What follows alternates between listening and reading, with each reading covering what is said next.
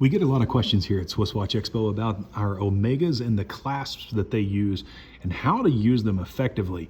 And this is a particular issue with only one series of watch that we like to describe, and it's very difficult to do over the phone if you haven't seen this in person. So the first thing I'm going to do is I'm going to pick this up and I want to show you that it is the deployant clasp.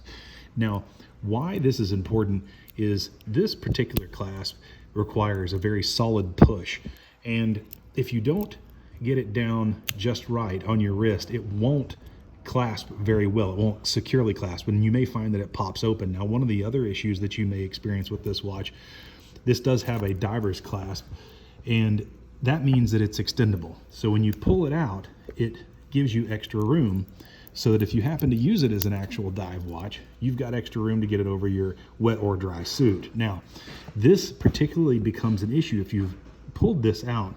What happens is you'll need to fold that back down into the actual clasp here. So the way that we're going to do that is we're going to open this up. Now, this particular clasp has a lip here on the edge, and it's a little bit difficult to see, but it's right there on the edge. And in order to get that put down correctly, you want to lay this piece down, and you want to give that angle on it, because there's a lip there that'll prevent that from laying flat. And if you don't put that in there flat, this clasp won't close properly, and I'll demonstrate that. I'm going to actually do it improperly so that you can see that clasp is not laid down there. You see how the lip is still above? Now, it'll snap in, but when you go to lay the clasp down, it won't close properly on your wrist. So you'll need to disassemble and then properly insert and lay down and then snap in.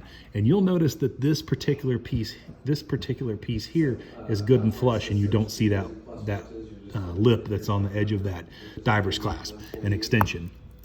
And this is unique to this 300M Seamaster. So if you have any questions about that, and if your clasp isn't acting right, that could be the cure to your issue. This is the Omega 300M SwissWatchExpo. If you have any questions, give us a call.